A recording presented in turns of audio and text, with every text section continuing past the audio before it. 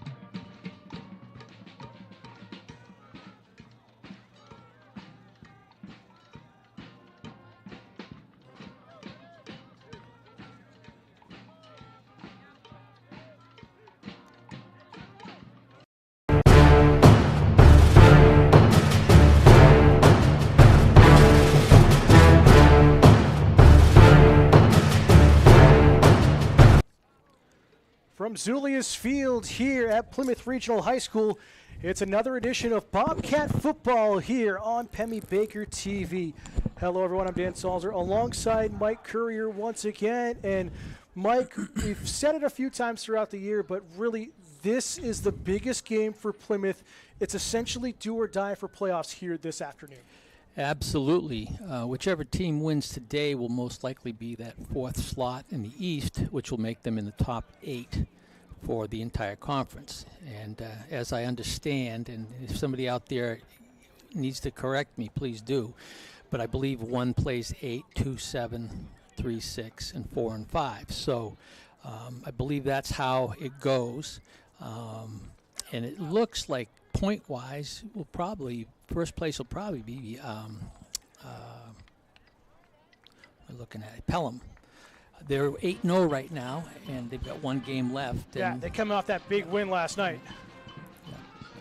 Yeah, Souhegan dropped to 7-1, Hanover 6-1, Milford 4-4. So there's some spoilers here. I mean, Guilford Belmont still has to play Hanover and then St. Thomas. They're 7-0 right now. Bow is 6-1, and they're playing Pembroke and Laconia, so they've certainly got that, I think, in their favor. Kennett they're 5-3 with one game left against Hollis Brookline, who struggled this year. So it looks like those three will probably come in that order, and then it comes down to St. Thomas, who's 4-3, and they're playing us today, and they're playing Guilford Belmont the following week. Now Plymouth, we're 3-4.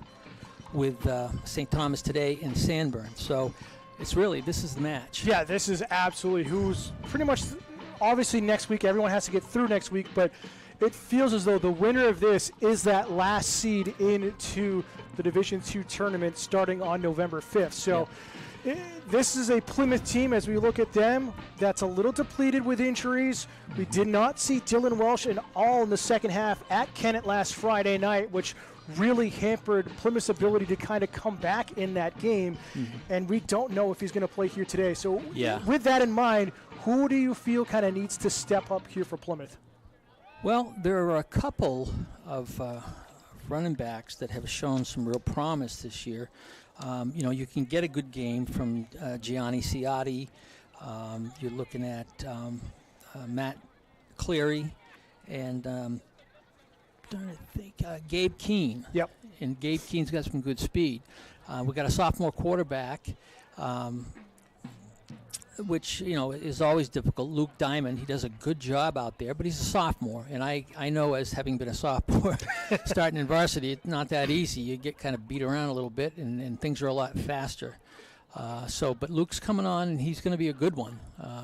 Just hopefully he can, not make mistakes, not, throw interceptions, things like that. It's about the turnovers as well. And if we don't turn the ball over and we don't get a lot of penalties, then we're in pretty good shape, I think.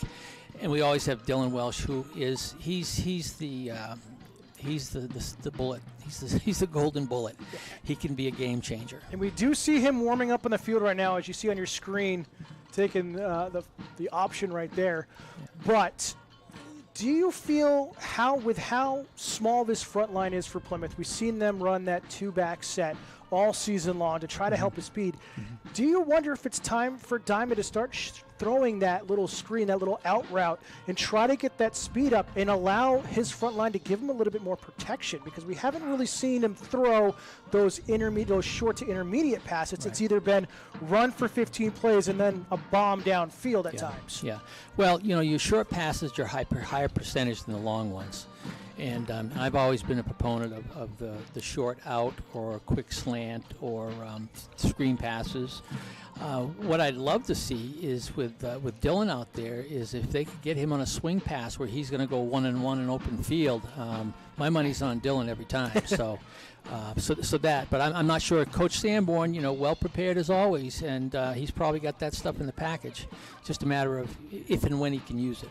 And again, we've seen the Wildcat offense the last couple of weeks with Diamond being the starter, with Dylan Welch taking those direct snaps. We'll see if that becomes a factor here today as well.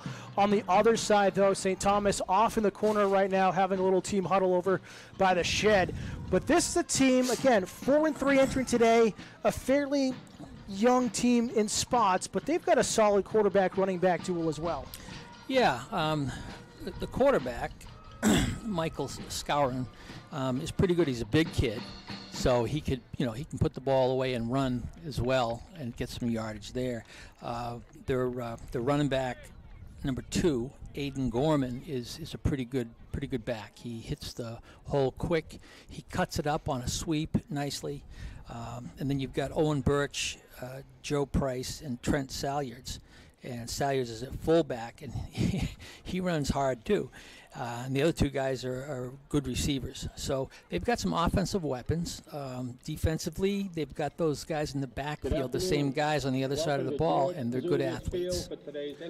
Got introductions going on. It is senior day for the Bobcats, as they'll recognize the players that have contributed the last 4 years. And this is not a big senior class if you've seen in years past, but a very dynamic senior class. Understand what an honor it is for student athletes to represent their schools and towns. So at this time, we're going to turn it over to the public address announcer, Kevin Mom, here today. From the players, coaches, we'll and fans. Senior day introductions. Positive hearing only, and respect by everyone is expected for the officials' work in today's game. Thank you.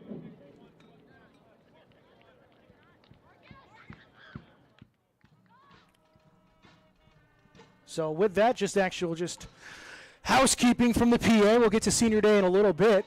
About a minute left on warm-ups as St. Thomas makes their way back towards the field on the left side of your screen. But really, again, we talked about it. Small senior class, but a very dynamic and very leadership-oriented senior class here this year, Mike. Yeah. You've got Parker Eastman on defense, who has done a great job, and he's tough in that defensive backfield. He comes up on the sweep too. You've got Caden Sanborn, who's a veteran. He's a senior. and Caden can play 2 or 3 different positions. Matt Cleary, another captain, is a tough kid. And, Matt will have to step his game up today because I'm sure they're not going to want to pour all the carries on Dylan.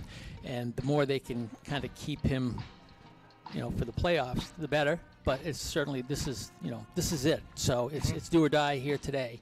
And it's Sanborn next week, which Plymouth should be able to win that one. So it's all about this, but I think that Ciotti and some of those other guys have got to break something out and make that happen so that nobody's just focusing constantly on Dylan. Yeah, and thinking about it, just having that sense, it almost feels like a Dylan VC kind of day on the outside as that lone man wide. Because he's had some flashes of brilliance. Yeah, he's good. The concern, I guess, is he wasn't feeling too well all week. Okay. And it's questionable as a starter, as are probably 3 or 4 other kids. There's been some sickness, flu or whatever going through.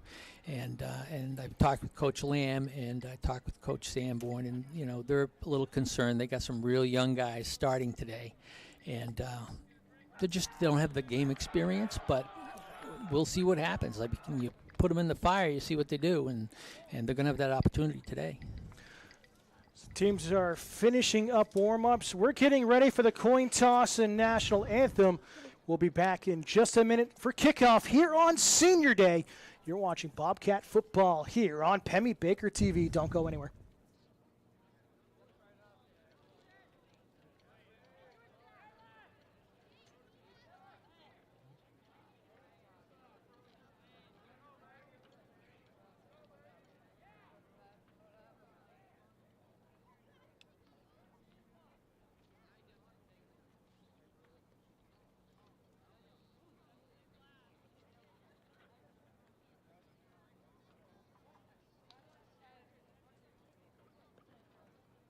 Your officials for today's game.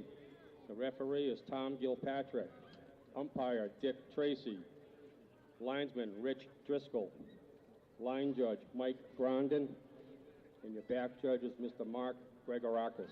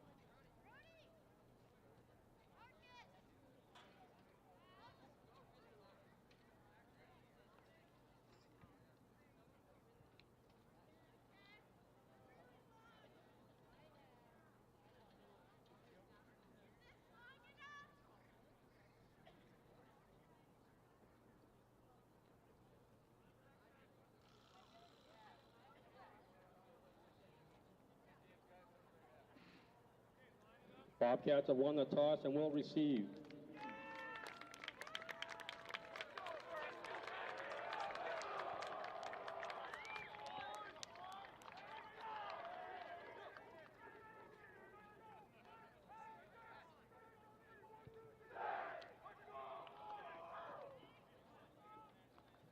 Ladies and gentlemen, please rise for the playing of our national anthem, performed today by the Plymouth Regional High School Pep Band.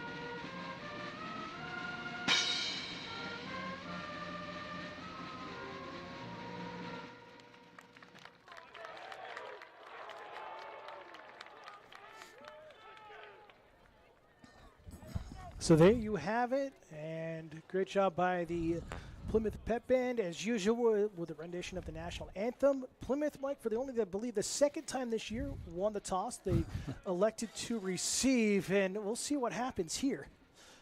Well, their special teams has done a pretty good job. They've had a number of runbacks this year, and again, if they have Dylan back there, and even the Keene boy is pretty fast. So the two of them back there, they've got kind of double trouble. And I think special teams, coached by Coach Boyle, does a nice job. And it appears if that Welsh is not back to receive. Looks like we have. I can't quite see from our angle. Yeah, absolutely. Well, we'll get that for you as soon as possible. Might actually be. Kicking off for St. Thomas, Devin Paquette. Is it Kidor back there right now? It might be. Nevertheless, we're set for kickoff. Gabe Keene and Logan Marsh. There's Marsh and Keene back to receive. And it's Marsh picked short. Is having it outside the 10. Marsh bouncing up past the 25. Bobcats offense will go to work for the first time today.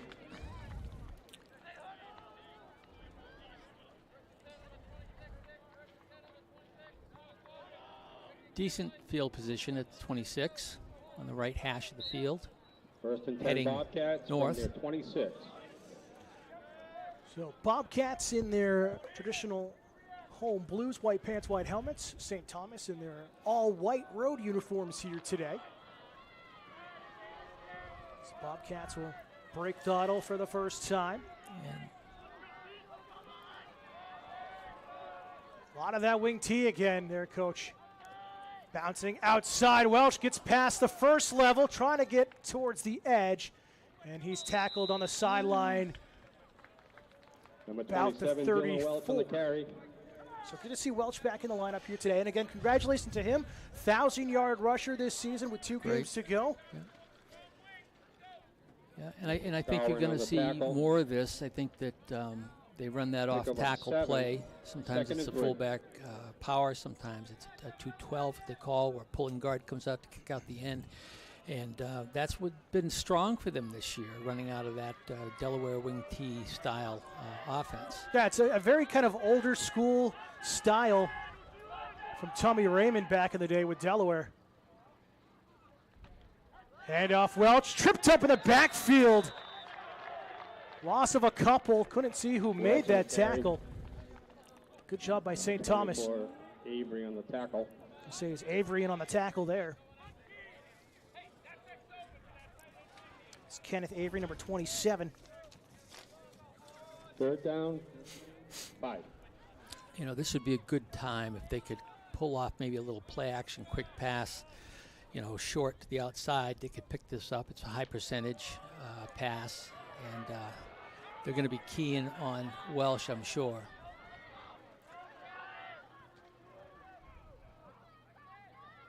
Under center's Diamond.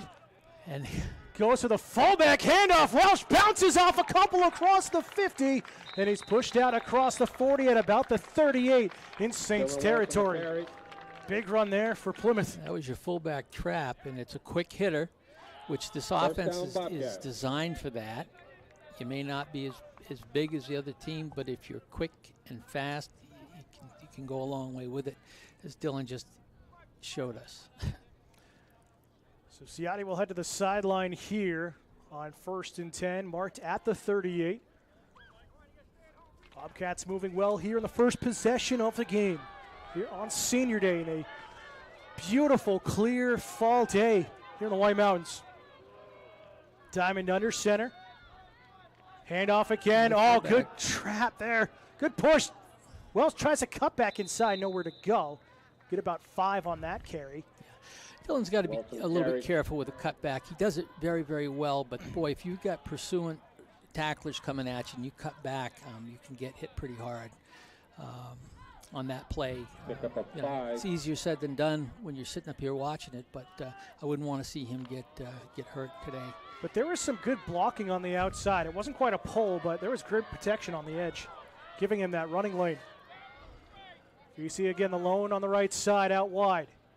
Handoff, Welch finds that gap on the right, cuts back upfield, and gets another Bobcat first down at about the 25. And they overloaded to the Plymouth strong side. The backside, they had their defensive end, and they had a back over there, but he was in pretty tight. So there's some room there in the event they want to run some kind of a change of direction play, which they've run successfully a few times this year. Quick timeout taken here by St. Thomas, their first charge timeout with just under 10 minutes to go here in the first quarter.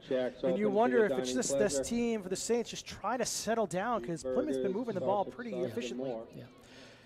Yeah, they've been doing very well. And you know, the thing is, the more you run your play, the better you get at it. And Plymouth has always run that 20 series to a T because they just get it drilled into their heads from the time they're in elementary school and junior high. So the feeder system, you know, starts off with that. So that's pretty good. Again, you had the middle school game, I believe, earlier today at about 10 o'clock here on the field. So there you've seen the JV, the freshman teams as well, having spectacular seasons. So there's a lot of youth and a lot of talent coming up through the ranks over the next couple of years here for Plymouth Regional. Back out of the timeout, 1st and 10, Plymouth at the 25 of the Saints. Oh, tripped up though as Diamond on the handoff, still gets it off. And the fullback carry as Welch gets about 4. Welch in the carry. That could have been worse. Yeah, they went to double tight ends on that one, and you know, they want to be able to control the edges. Down by Pickett and Mathis. We'll give him 3 on that carry officially. Just outside the red zone here in the first possession for Plymouth this afternoon.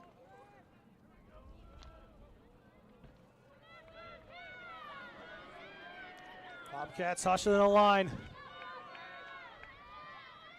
Back judge with the hand motion. Handoff here, right up on the power. And the carry for Cleary there, Cleary. Number 19, just outside the 10. Well, it was a great call by Coach. You had the fake going to Dillon, and then Cleary coming off that. And, you know, if you're not keen on Dylan Welsh, you're not paying attention. So that is going to help Matt and some of the other young running backs to get a chance to do something out there. Lost our scoreboard feed for a second. We're back here. So 1st and 10 at the 11. Essentially 1st and goal. Fumbled on the snap. He picked it up. He's going to be thrown for a loss. Loss of 9 on that sack, but good hustle there by the sophomore to keep possession. Yeah. And those are the little things that have hampered this team over the course of the season, Mike. Yeah, and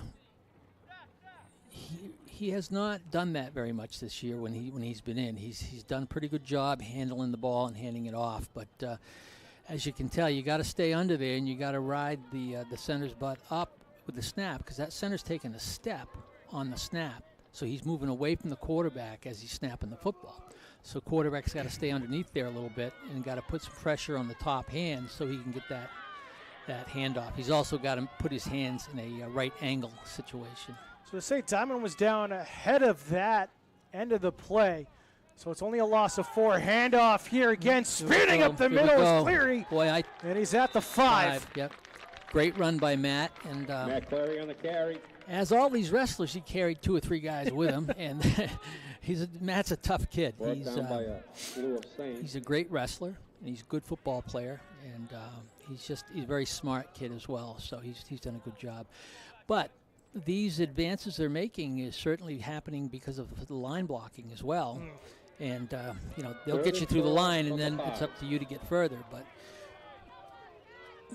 here we go. Wing T again, handoff. Welch finds a gap right side, trying to dive forward. Will get maybe 2 on that carry near the first down marker. It's going to be about 3rd or 4th and 1. Down by Pickett. And at this point, you kind of have to go for it. You don't want to charge all this way on the first drive and just come away with a field goal. You know, and usually you go with your best back and your best play, and you load up and just try to punch it in there. Depending on what St. Thomas has for a front line right now, The other thing that works at times, though Luke's young, is the quarterback sneak on first sound. It usually catches people off guard. Timeout, Bobcats. Yeah, a lot of confusion by Plymouth as they'll take their first charge timeout. Likes of head coach Chris Samron going to go talk with his offense here and draw something up. But it is 4th and 2, so it's kind of that dangerous territory for QB sneak, although you're close to the goal line. Yeah. Well, it's the element of surprise if you can pull that off. I don't believe they've done that at all this year, so nobody's seen that happen. Get your Bobcat but gear at the top of the hill. Regardless of how this ends Hats, up, which hopefully will be a t-shirts, touchdown, sweatshirts. we've got 5:53 left in the first quarter, so they've had that ball for over almost 7 minutes. 50-50 raffle tickets. I should say almost 6 minutes, and that's the way you're going to keep an offensive team, keep them off the field. They can't score. It's just been a characteristic of this program over the years. It's just wear down your opponent, chew up the clock, and make it difficult for them to really kind of stay in the game if you're ahead. So here we go, 4th and 2. At the 3. Okay, they're covering the center. They're covering the guards on defense. They're going 4 down, packing the box. Handoff, and it's in the backfield. And that line got exploded on Welch. That was Dylan Welch. And a turnover on downs, and great stop there by the Saints. Welch on the carry. Unfortunately, Brought down by number 55, but you Matt saw Murray. that everybody was heading to that tackle to tackle. On the school side of that defensive line, they were pointed and just on the balls of their feet, ready to go in the middle because they knew that was coming. So we'll see the Saints offense for the first time today. Michael Scourin, the quarterback, number 3, will lead his team out of the huddle. They 2 setting up with a 2-back set. First man through. Yep, handoff for the fullback and a gain of maybe only 1. Good job by Plymouth to kind of hold the line. Yeah, I think Plymouth's been pretty tough between the tackles all year long, and I don't care what team, because we saw Guilford Belmont. They certainly had a couple of lightning strikes for touchdowns for long passes, but they didn't really run great against them tackle to tackle. They did get outside, and the quarterback, of course, is a great athlete, but that tackle to tackle, the Plymouth kids are pretty tough. Paquette alone out wide left. Again, trying to scramble outside and maybe got back to the line of scrimmage. If not, it's going to be a sack. Scourin had nowhere to go. It was a great play. And Plymouth always known for their gang tackling. They do a lot of pursuit drills, and I'll tell you, if one guy's got the guy, he's going to be joined quickly by about 3 or 4 others. So 3rd and 9 here for the Saints. 3rd and 9. Tucked deep back in their own territory after stopping Plymouth on 4th and 2.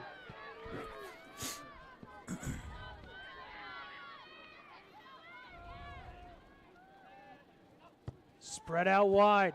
Scourin going to air it out, looking for Paquette. Paquette had hands all over the defender. And there's no penalty on the play. That was well played by our defensive back. I believe that's it's Foisey.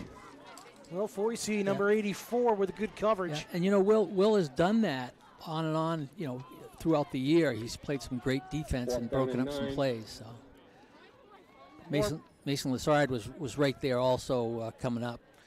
More importantly, though, a 3 and out here for the Saints on their first possession. Paquette's going to have to punt it away about halfway into his end zone. So great field position coming up for Plymouth as Welch is back to receive. His heels on the Saints 40-41 right now. Dylan Welch back deep for the Bobcats. You're just over 4 minutes to go first quarter. We're still scoreless. High snap. Good athletic. Somehow Paquette got it off. Plymouth's going to clear out and let it just roll, and it's going to stay inside the 30. But oh my, that could have been 2 points, and Paquette kept it out. Well, he did that was a very athletic move on him. He kind of get his hand on the ball, tipped it up, then he caught it, and then he kicked it. But great field position, and Plymouth they've got a little momentum going now, and they're going to be thinking about, we get down there next time, we're going to put it in. So you're starting at the 29.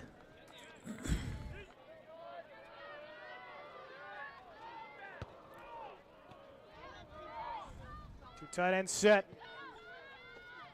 Handoff in the backfield, trap. and gain of 5 on the Cleary on carry. the It looks carry. like it's Cleary with Welsh blocking out in front of him. Well, that was your trap, and it's a good play going away from Dylan. And, you know, Gain of we'll take. 4.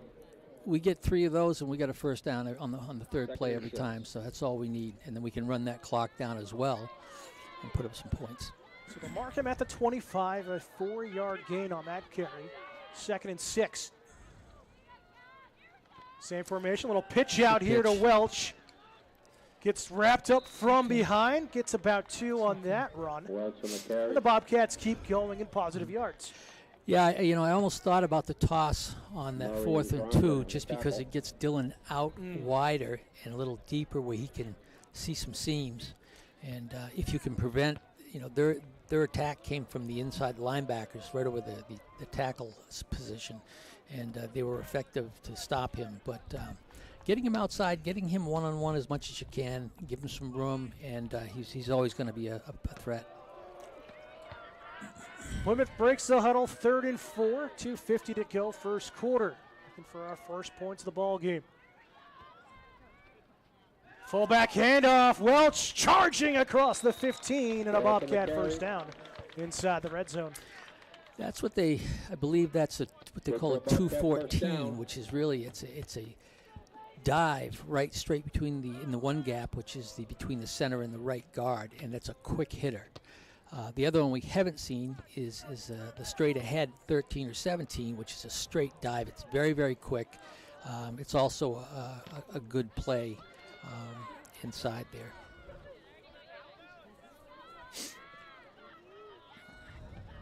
First down for Plymouth.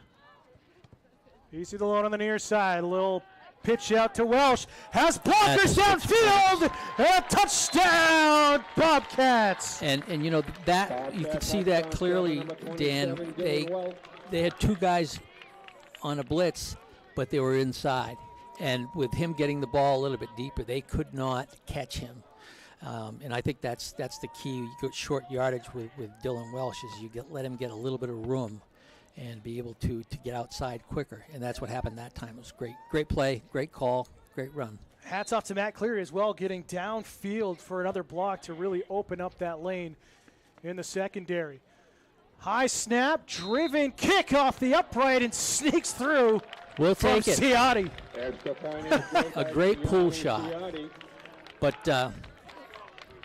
the man holding the ball was the guy that made it happen because it was not a great snap. He was able to get it down in time where Ciotti could kick it up and through. So that was a great effort by, I'm trying to see. I think it was Diamond, wasn't it? Was he holding? Possibly. I think yes, I think he is. And Luke did a great job. His hands are good. Absolutely. So Plymouth has the lead 2-1. It's 7-0 here on Senior Day. Thank you all for joining us here on Pemmy Baker TV, channel 1302, here on Spectrum Cable in the Plymouth area, and also on our YouTube and Facebook channels.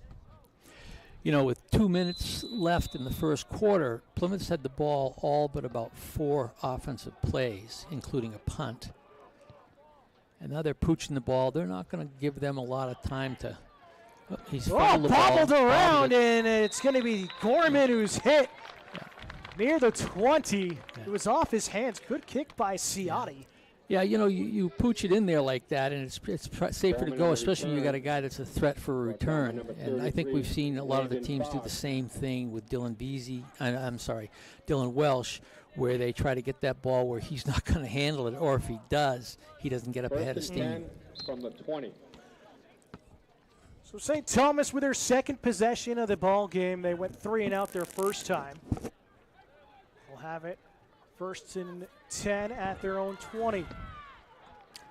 They got the jump. There's the jump, the classic move there in the shift.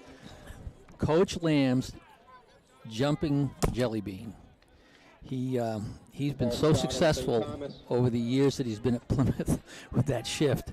It's just, he leads them into temptation. So then you're looking at a 1st and 15, which, puts significant pressure on the play First and calling. 15.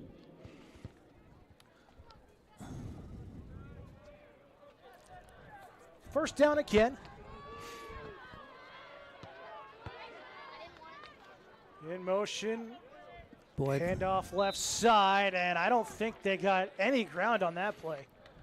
yeah, 52. Did a great job on that. Avery on the carry. Javon Kador, who's been a real Brought down by staunch Kador. player for them this Frank. year. He's a good athlete, great kid, and does a good job out there in the football field. 2nd and 15 now. 2nd and They're going to 14. go 2 wide receivers split out. Plymouth secondary trying to figure out where to go here, and whistle on the play, flags down. We might have jumped across on that. No Oh, they're going to call procedure. false start on the offense. Okay, we'll take that. Ah,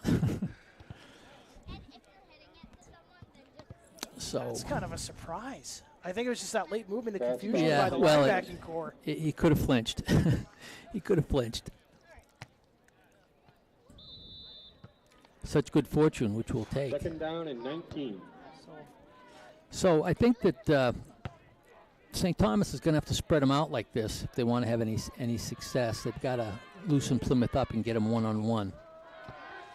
Scourin going to throw it over the middle into empty space. No one home, about 10 yards away from his receiver, but another flag down. Flag in the play. Maybe we'll have holding on the offense.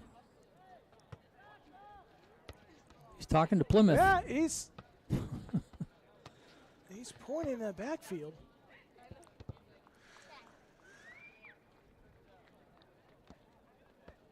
So it will be on Plymouth. It is. Okay. I did not see what that was. It's hard to see on the far side of the ball. He's Yeah. carrying over from our distance here. It might have been just, well, it's got to be a hold, 10-yard penalty there. So we'll bring up 2nd Holding and on the 9 bobcat. now. Yeah, 21.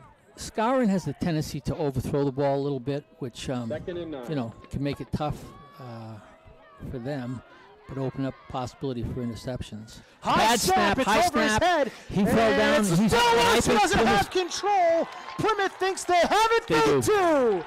A tough snap on from the the play, center. recovered by the Scourin Bobcat. couldn't recover. He tried to fall on it. And it's Plymouth ball at the 5 with 49 seconds to go, Coach. Well, he was trying to dive on that, and that made him slide further than he wanted to get the ball.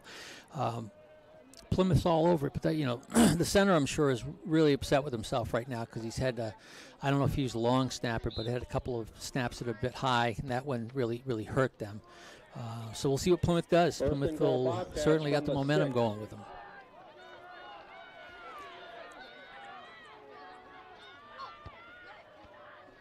So 1st and goal. And they're Pitched tossing. out near side for There it Welch. is. Gets to There the it edge is. There it and is. dives to the pylon for the Bobcat. Touchdown. And Bobcat touchdown by number 27. Dan, you can see that Dylan pitch Welch. getting him some depth and getting him outside. He outraced a linebacker coming from the inside and got to the corner.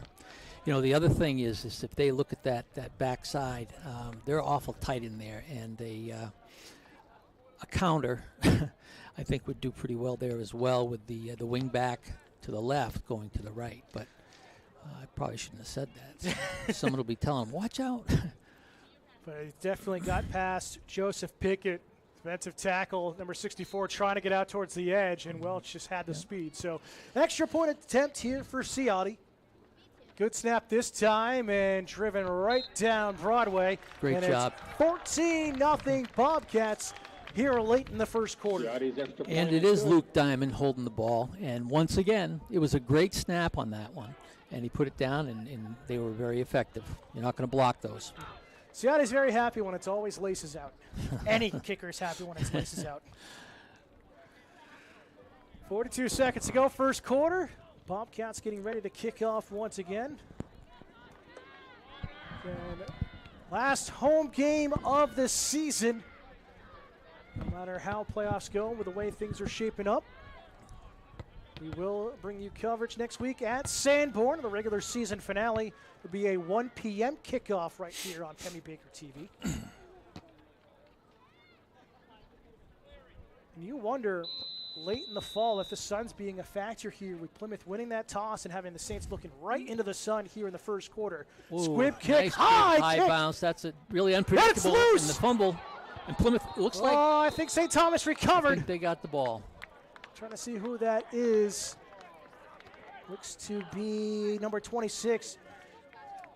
So it took that high bounce, which you knew it was going to have an awkward second bounce to it, which it did, and then went off his hands because I'm sure, being a short kick, he's looking up to see these kids coming at him, and that distraction, caused that poor ball handling. Man, that was one heck of a hop on the squib. It was. You just know when you see a big one like that, it's going to be bad the second hop. If you can't catch that in the air, you're in trouble. Eric Bond, who fell on it and recovered for the Saints. Oh, they didn't jump that time. We got handoff left side. Gorman trying to turn the corner, and he'll gain maybe 3 on that carry. This should bring up the final play of the quarter. Gianni Ciotti with a great tackle on that. Ciotti comes up quick.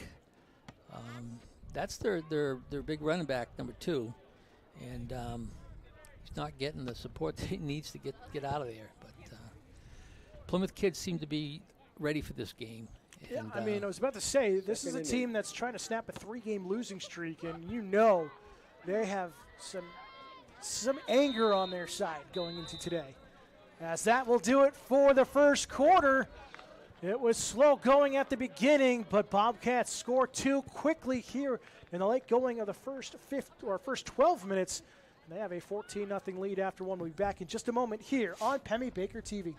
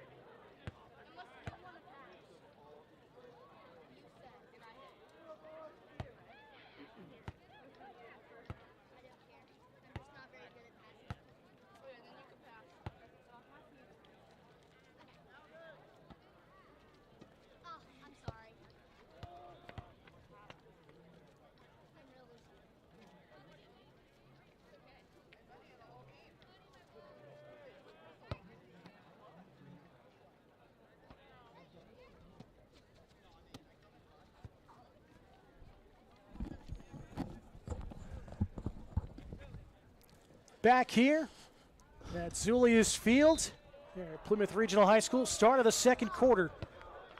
Second down, 8. Make it 2nd and 8 here. In motion, handoff in the backfield. Big pop take in there from Avery. That's a fullback. Gets out, maybe across the 30. Avery on the carry. But he got through the line and got popped by those linebackers pretty quickly there, Coach. On the tackle. Well, the second guy that came in just stuffed him. He was spinning, moving forward, but he wasn't after the guy tackled him. Third down. So it is 3rd and manageable. They're going to call it 3rd and 4 here. St. Thomas looking for their first down of the game. 2-back set, play action.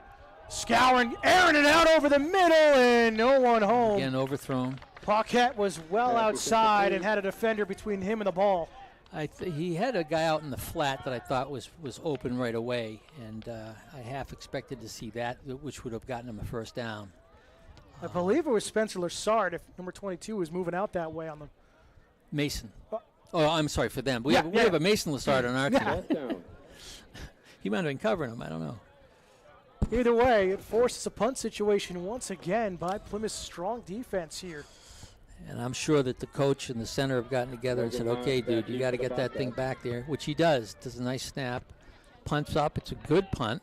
down to about the 38. Oh, it's and a loose, fumble. fumbled on the touch, and again, St. Thomas going to recover now, and that's got to be the factor we just talked about the first quarter. It's got to be that sun on this side of the field. It could very well be. Fumble on the play.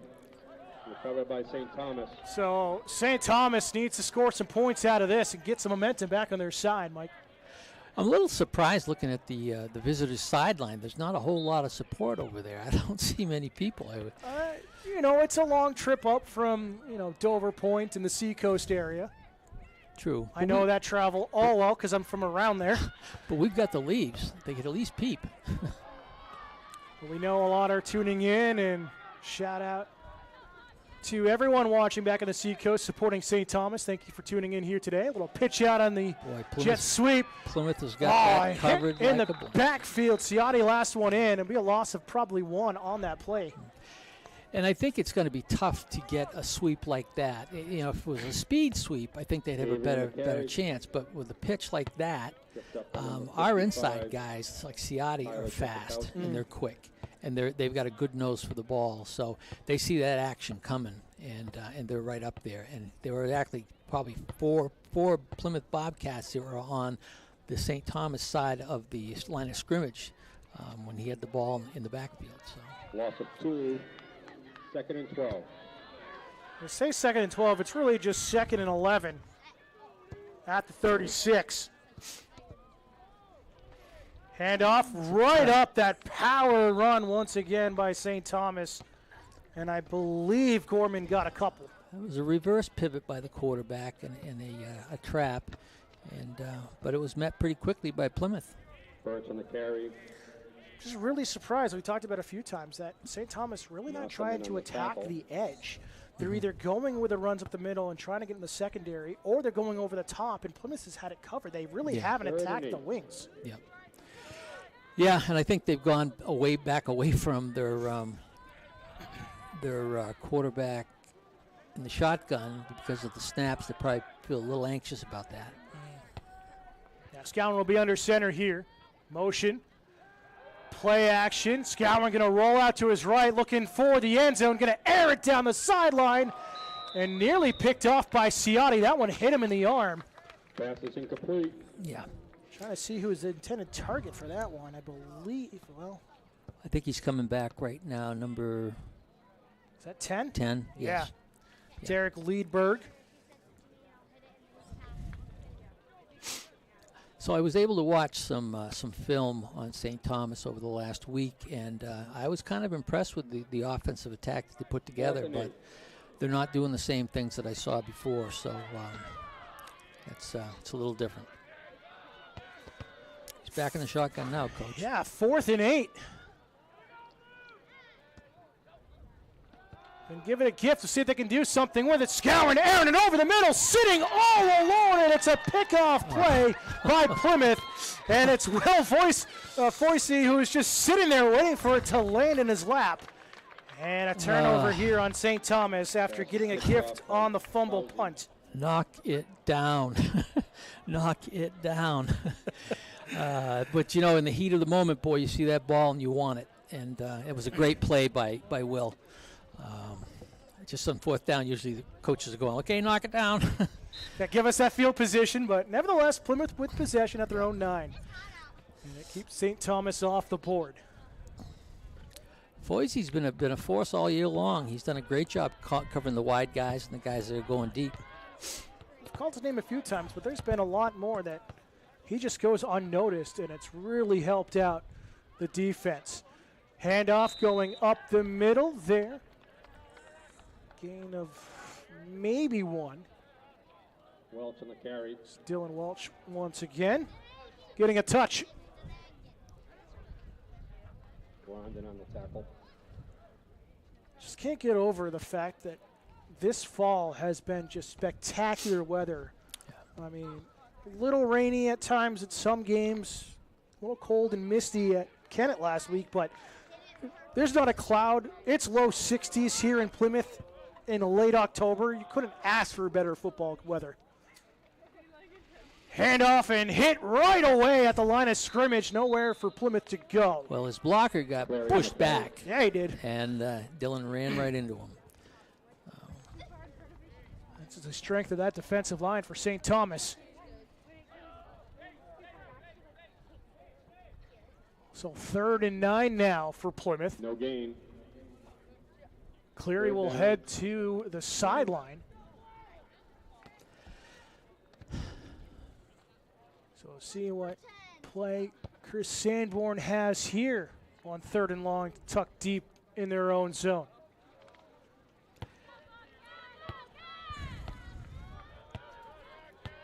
Back judge waving his hand. Plymouth got to move quickly to avoid the penalty. They do just get it off with about a second to go. Diamond throws it out far side, hits Ciotti for a Bobcat first down. Great play, action play. A lot of poise by the quarterback, Luke Diamond, and he put that ball right on the money. And Ciotti was out into that spot that they're always open on. You've got to find that window, and he did. It was a great play. It still worries me. I get anxious when he turns the wrong way in the snap, and it's just his his way of doing it. But, it scares me every time.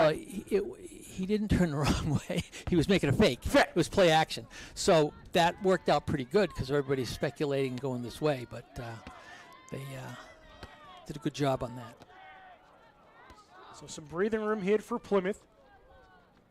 Pitch out. Welsh has nowhere to go. He's going to throw it out of play.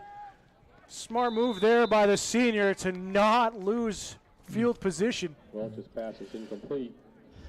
And, you can go back to the well so many times, and then they start to get a little smarter about it. When they see a toss to Welsh, they're going to take a different angle at him. It's a great job defensively by number 24, Timothy Avery, who had the pursuit on Welsh and forced him to throw it out of bounds. 2nd and 10. So under 7 minutes to go here, first half, 14-0 Plymouth here at home.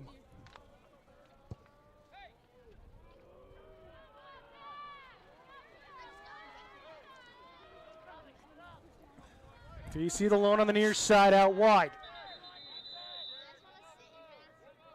And timeout taken by Plymouth. And again, Plymouth just taking a lot of time getting to the line of scrimmage and running out of play clock. Forced to use their second timeout here in the first half.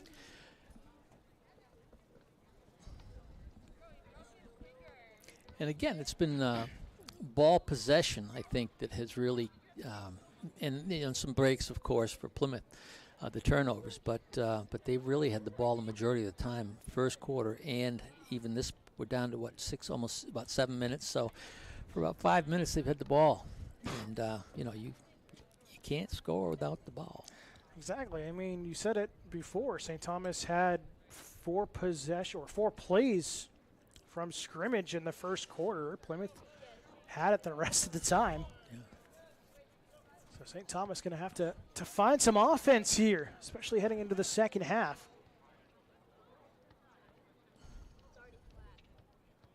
Pretty quiet around the field, though, compared to games in the past though now, Mike. Yeah.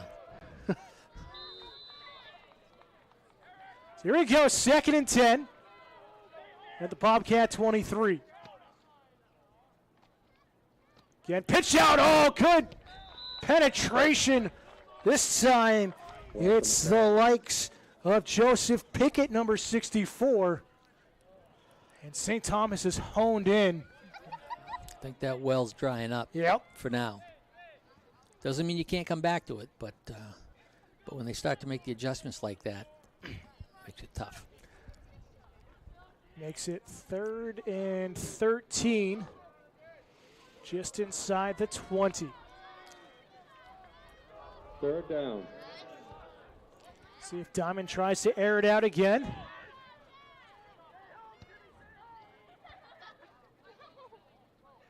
Gonna pitch it out to Welsh, has some blockers downfield, gets out to the left side, still on his feet, cuts back upfield, has some blockers.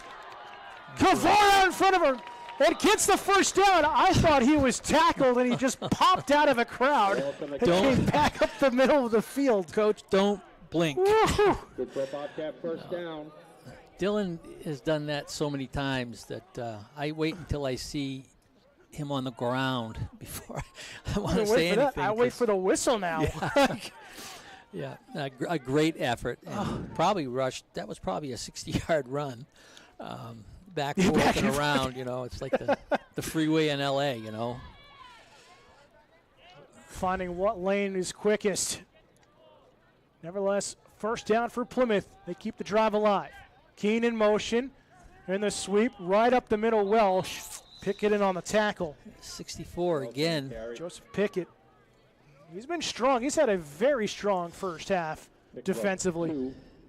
And Welsh slow to get up. And you wonder if it's that ankle again. And he's limping off.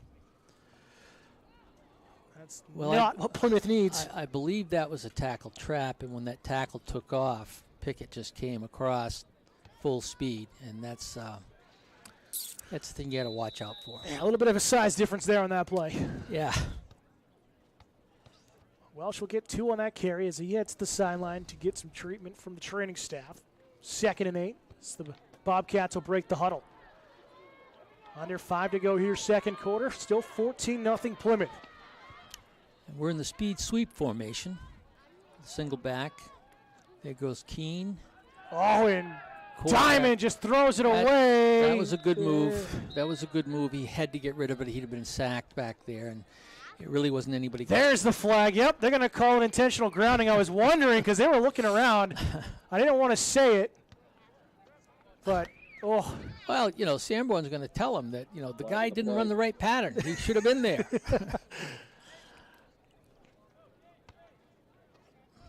So that's going to back up Plymouth here on 3rd down. Moves them back inside the 25 to the Bobcat 24. And they've got to get to the 47 for a first down. So now it's almost damage limitation time on this play. So we're in speed sweep again. Clear it alone in the backfield. Keene in motion. Diamond with a handoff to Ciotti, cutting up field on the motion. Ciotti on the carry. Maybe gets a couple and a punt here. Good job by St. Thomas defense.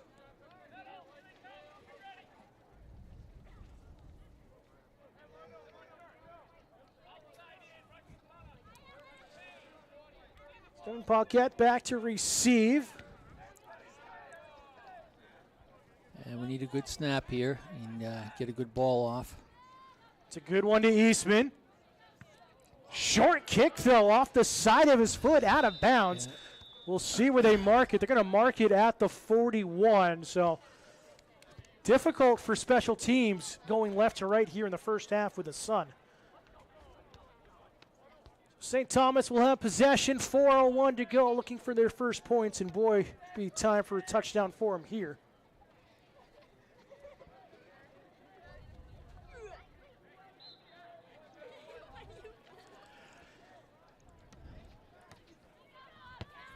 So time for the Plymouth defense to make something happen again. We got 4 minutes left in the half.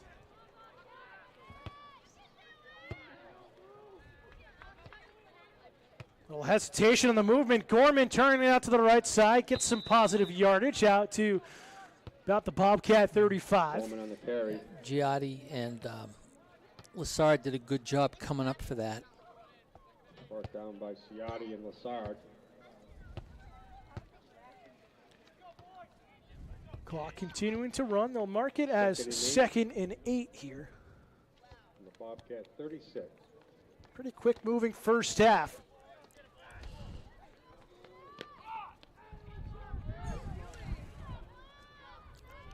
Get the lone out wide here near side. That's Forse. Handoff fullback up the middle. Still running with it. Good yardage there for St. Thomas.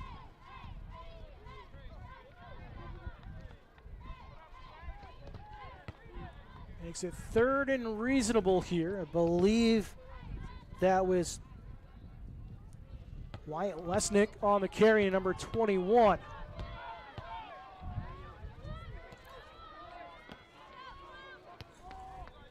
Third and three. Gorman, hesitation, stutter step, dives in. St. Thomas gets their first down of the afternoon as they move to about the Bobcat 26.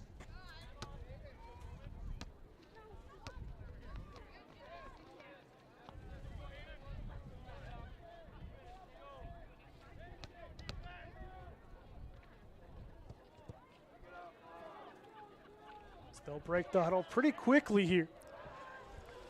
Clock continuing to run. St. Thomas 2 timeouts remaining. Plymouth with 1.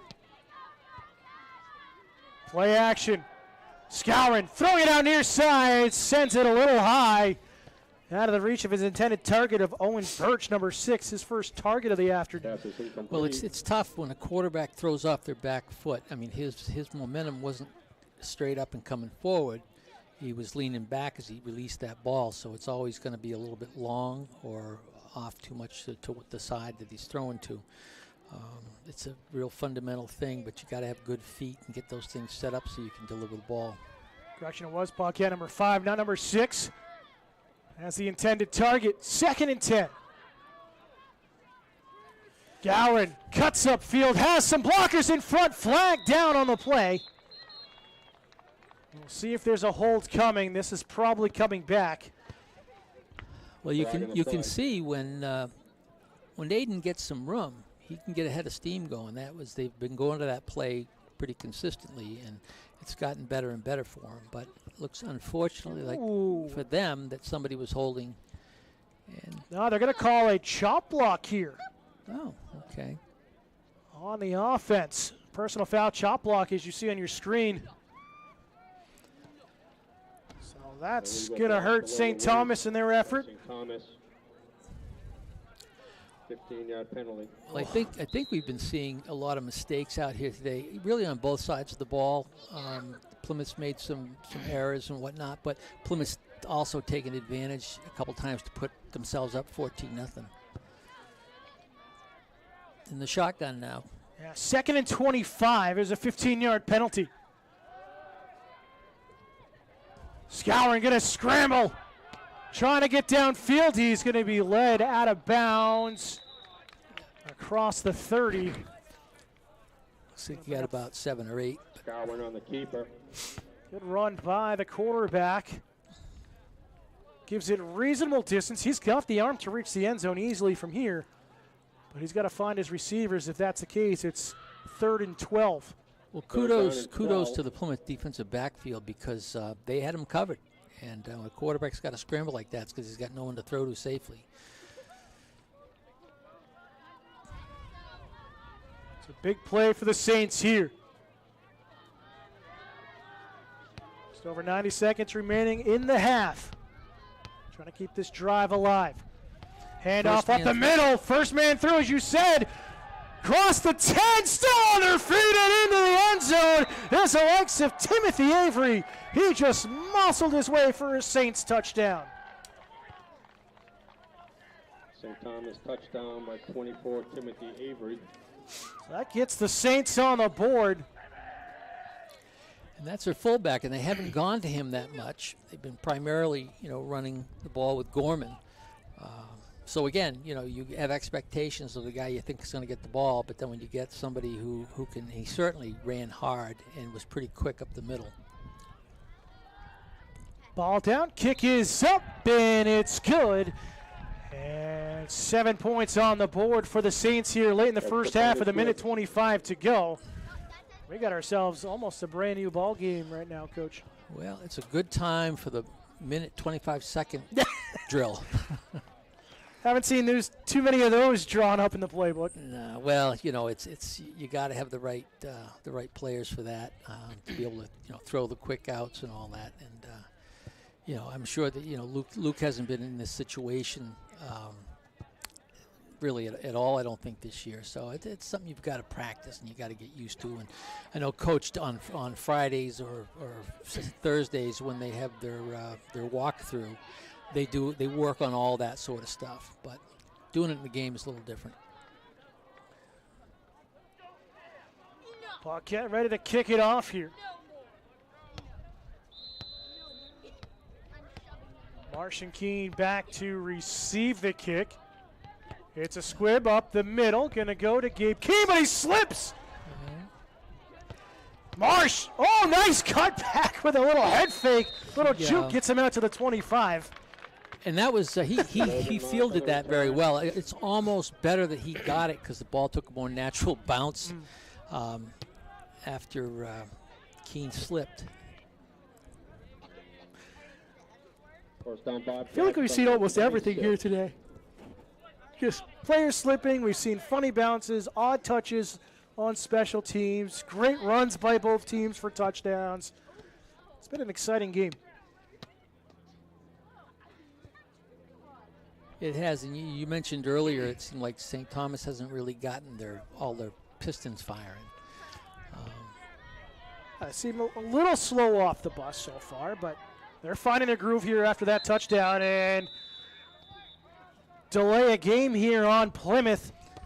The back judge threw the flag, and again, these are the mental errors that Plymouth cannot afford, especially at this point in the season.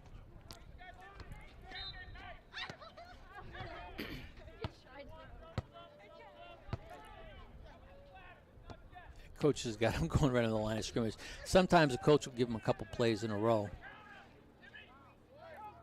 Keene in motion. Gets the handoff. Has some blockers downfield. And Kador gets. They're going to keep him in. The clock's going to continue running. Just over a minute to go. Does get across the 30 out to about the 32. No huddle offense here for Plymouth. 2nd and 4. It's kind of a tough handoff there to Keene. Mix up in the backfield. The quarterback didn't look too sure, but timeout Bobcats. As Plymouth will take their 3rd and final timeout of the half. Yeah, it just looked like it was a miscommunication of which way that handoff was going. Yeah. They almost ran right into each other. Lucky that wasn't a fumble.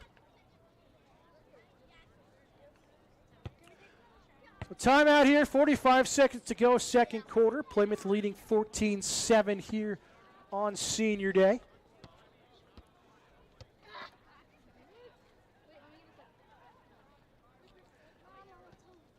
Again, most of the fall teams have wrapped up their seasons here for Plymouth Regional.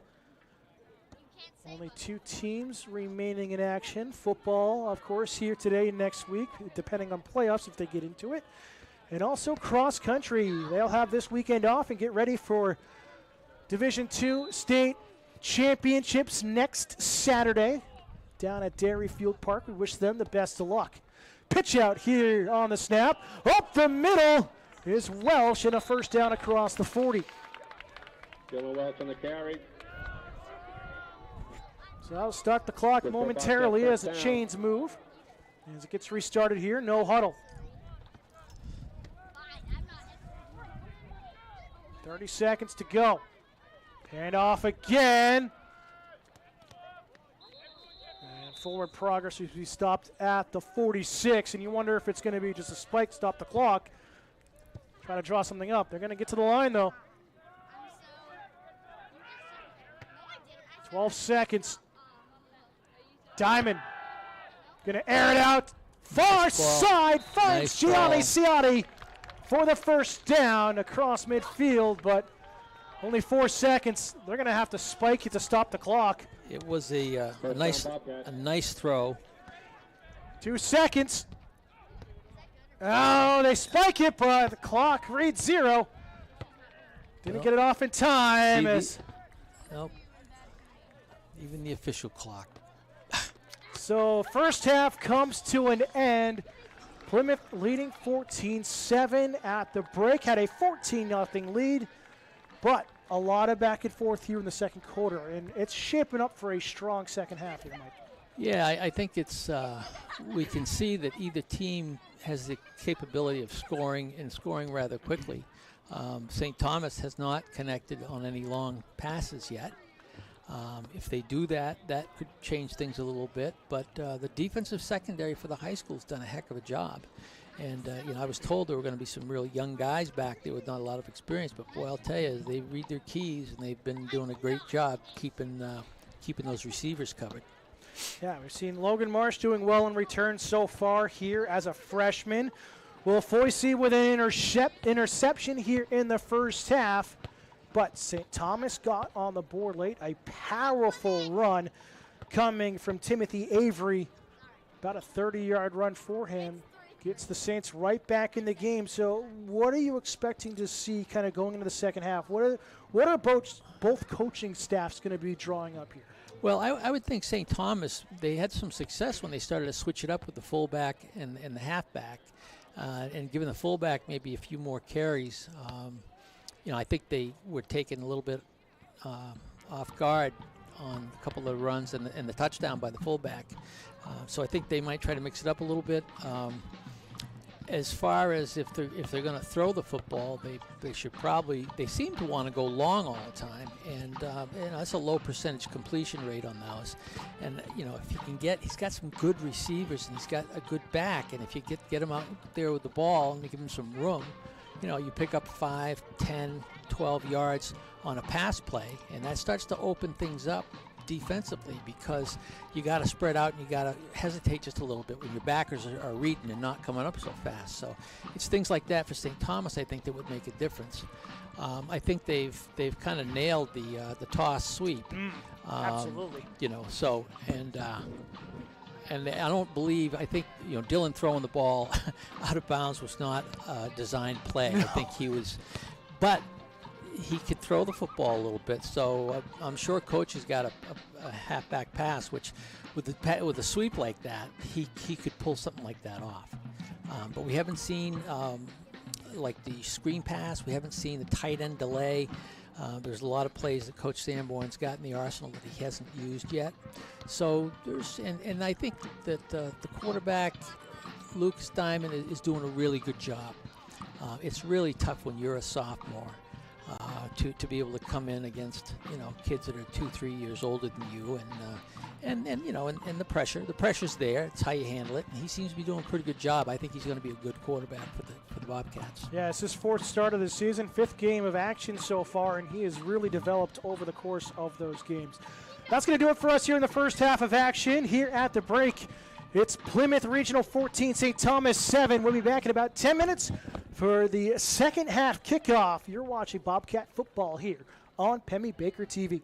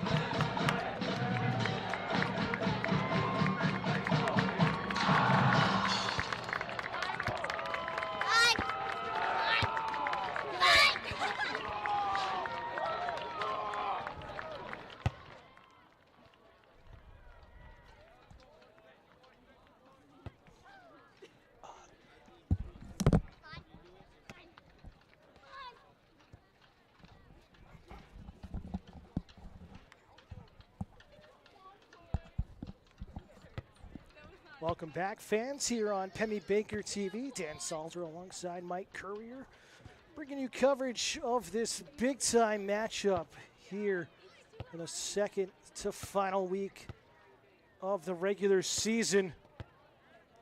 Pretty much winner of this almost but surely guarantees them the 8th spot in the upcoming Division 3 or Division 2 tournament here in New Hampshire. Again, Plymouth will head to Sanborn to wrap up the regular season next week.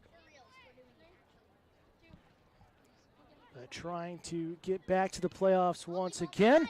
St. Thomas trying to stay above 500 and really need this win here today. They've had kind of an up and down season, as Mike talked about pregame. But we will see what happens here. Plymouth got out to a 14-0 lead here late in the first quarter. Had pretty much possession for the entire opening frame. St. Thomas found that defensive pressure, got some stops of Plymouth, had Plymouth in some penalty issues as well late in the first half. And then again, we saw Avery get that big touchdown run late in the second quarter to get St. Thomas on the board, and it's a one-possession game.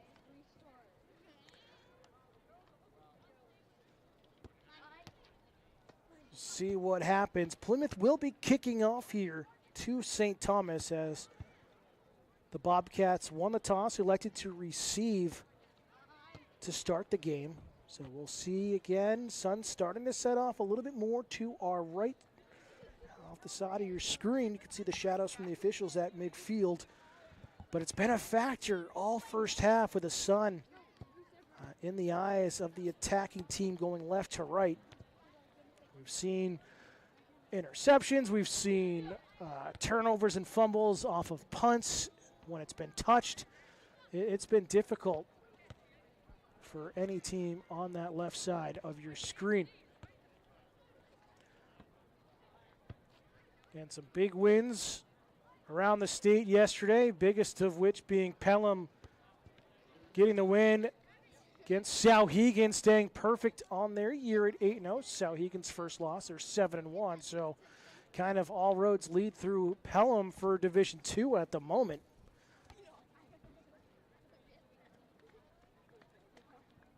Plymouth looking to stop a 3-game skid, as we mentioned. Had those tough losses against Souhegan here at home, Guilford Belmont as well. Then you fall at Kennett last week in a tough game, injury-prone game. Had some chances, just couldn't get over that last hump in the second half. And Kennett got a couple of quick scores and took it away at that point. So final moments here of the half. Quarterback's warming up on the near side. You see Luke Diamond, who's been pretty effective here today. His favorite target has been Gianni Ciotti. He's given a couple of big passes out to that left wing side. As we welcome Coach back in here with us, and just talking about, the sun has been a real factor here on the left side. Any team looking back, Yeah. it's going to be, with the sun setting obviously more here late in the fall, it's going to be a big factor here in the second half. Yeah, and I think that, you lose the toss, and then you get to choose which one you want to defend, and, perhaps that was behind their thinking that they would end up with the sun behind them, or, well, I guess not to get in the receiver's eyes, but be in a position where they could not have, could make less of an impact with the sun. So again, Plymouth kicking off left to right here to start the third quarter. Looks like Bobcat back to receive once again. Ciotti's done well. We'll see if he tries to lift this one up a little bit more like he's done. Nope, he's pooching. Oh, Pooch, up back, gets it across the 35, hit at the 40, as it's Trent LaRose, number 15, up back, who had that reception. I'll tell you, when I was playing many years ago, just before they added the face masks, we hit Berlin High School. We played them way back when, and they had a kicker who was really good, and he would kick the ball at an angle up in the air high, and they actually caught it on a kickoff, Jeez. which shocked us, but it was a great play. Again, only a couple of years ago. Not long ago. Play action handoff here. Gorman turning right side, cutting back upfield across midfield, and gets the Saints first down out to about the Plymouth 46. So good drive to start here on that run. Well, he's getting a little depth from the line of scrimmage when he gets the ball, and that allows him to kind of pick and choose where he wants to cut. So Saints in Bobcat territory once again as they'll break the huddle. See if we get some motion here. Handoff on the sweep, charging forward. Ball comes loose. It's recovered by Plymouth, and whoever got a helmet in there popped it free. I couldn't see the number. Well, number 40 came up with it. Great job That there by is Eli Crane. Yeah. One of the many Cranes that we've had here at Plymouth. Yes. They've all been tough, great kids, good athletes, and I know that Eli's older brother has been watching and following this, and he's just excited to see his bro out there, and he just came up with a fumble, so that's great for him. Again, with all the commotion, couldn't see the number from our vantage point, but whoever got that helmet in there just popped that ball free on the arms. Great job by Plymouth. Well, that was big because St. Thomas will come out, and they'll try to build some momentum with the ball. Oh, Timon hit on it and right back to St. Thomas on the turnover, on the snap, on the fumble. Well, what just happened there? Well, what happened is the inside linebacker lined up in the gap, and on the snap he timed it just right, and he didn't get touched, and he was bear hugging Luke Diamond in the backfield. I almost thought he was taking the snap. Wow. Back-to-back plays, back-to-back turnovers. So Saints have possession again at the Bobcat 42. Well, this is a way to start the third quarter. Handoff. Gorman has some blockers out in front, trying to find a gap. And gets tackled at about the 35 here. And ball came free, but officials say he was down by contact. Yeah. Well, it's at least it's back and forth. You hate it when you're the only one making the turnovers. But they're running this Gorman to the right side, and he's been successful the last two times he's run the ball like that. So they're preventing inside penetration to get him outside with a little bit of depth, and he's able to cut up and kind of pick and choose where he wants to go. And it feels like most of his runs have been to the right side all afternoon. Yeah. See what happens here. Handoff up the middle. Plymouth wasn't fooled. No, I don't think they must have gotten their invitation to the party because they were there. Avery on the carry. Timothy Avery had the touchdown, got just popped quickly. But it is 3rd and 5 now for the Saints. And the fullback, I think they were going to him. They were really set up to run the same play again with number 2 Gorman, but they gave it to the fullback, trying to mix it up a little bit, and there was nobody that was fooled. Scarman under center. Handoff. Gorman right side again. Same play as a couple of downs ago. Near the first down marker. We'll see, will they spot this? Looks like he's going to be short for 4th down. Yeah, it'll be 4th and 1. Well, and watching from the screen here, you can really see that the defensive end for Plymouth is getting taken out of the play. He's coming up, and he's just getting pushed out by the guard that's pulling. 4th down. So it is 4th and 1. For a second, I thought they were going to bring the chains out the way they were marking. Quarterback keeper on the QB sneak. Pile, and the scrum ensues. Do they get forward progress? They do. It is. It's a first down for the Saints. Good job there by Michael Scourin. Well, he's a good-sized kid, and that was said earlier by one of the coaches who does a lot of the scouting, and he said that he's a pretty big physical kid, and that if he needs to run for a few yards, he can certainly put his shoulder down and do that. So 1st and 10 at the 31. Tight package here. Oh, there's there's the flag. They surprised number 16. That's the second time that it's worked for Plymouth on the shift defensively here today. I think we should call this the trick-or-treat play. I mean, we are close to Halloween next a week from Monday. Ball start on St. Thomas. And trick-or-treating happening on Halloween this year on Monday here in Plymouth downtown, with the stores happening from 4:30 to 5:30, and then regular trick-or-treating around the community from 5:30 to 7:30. So come on out, have some fun here for Halloween.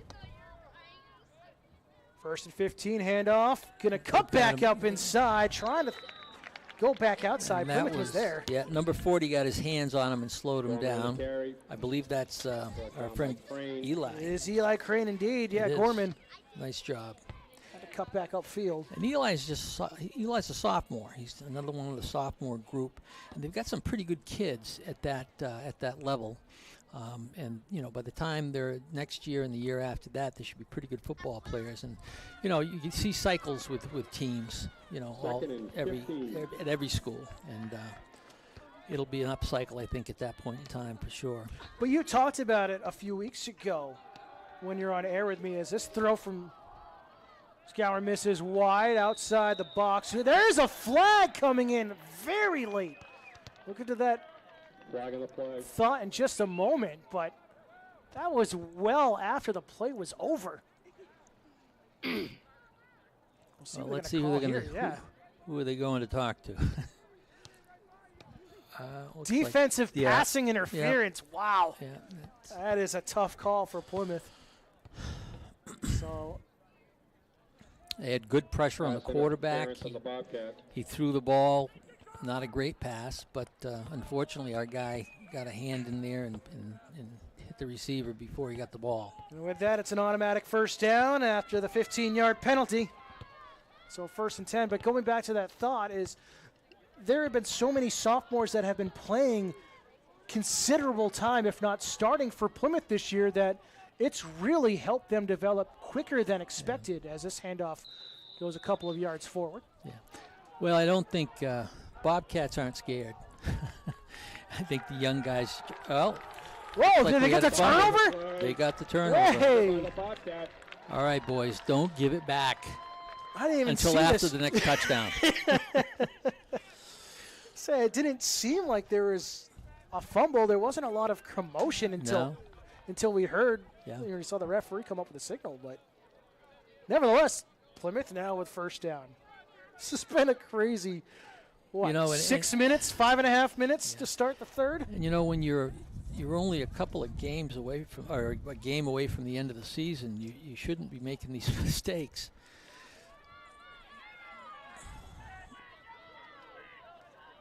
So they'll mark it at the 18. Handoff to Welch, left side. Gets upfield, and we'll see where they mark him with his knee dragging across the turf. They are going to say it's enough for a first down with that 11-yard run. And that was the left defensive tackle, Joe Pickett, who made the tackle. He's been everywhere. 10 yards downfield. So. But we're okay with it. He can have 100 tackles if he wants, as long as they're 10 yards down the field. Exactly. No, but really impressed with Pickett. He's been reading a lot of these plays well for St. Thomas defensively here today. Yeah. And he doesn't give up. No. I mean, he went down and he got him.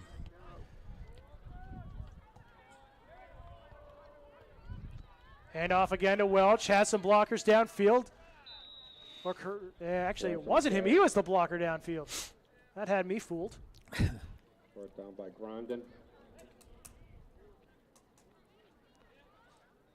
So not bad. 4.5-yard pickup on that, it looked like. Now to the Bobcat 34. I'm going to say it's 2nd and 5 now.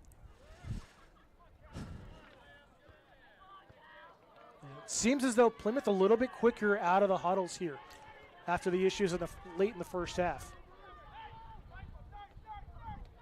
Welch this time with the carry once again. Tries to get to the edge and gets absolutely popped at the line of scrimmage. It was Gorman coming up defensively, who's been the strong running back the other side. Gets a good defensive stop there. Well, and the other thing, Coach, is he's been running the short side of the field a lot. And might be time to try something, a little misdirection or something, but more room. And Dylan Welsh coming off the field with a little bit of a limp. I mean, we might just see that limp the rest of the year, the way he has taken a beating on his carries this season. But he is someone, might take a play or two off, but he's right back in. 3rd and 6. Cut back up inside. Big run for a Bobcat first down. Mason Lassard, he just said, give me that ball, I'm gone. And great run, straight ahead, had his head up, looking to see where to go. It was a great run by Mason. Listed as a tight end, his first touch here today, I believe. He's a good athlete. He's a good wrestler. He wrestles. He's been wrestling since he was, knee high to a grasshopper, and he's been a pretty good football player too.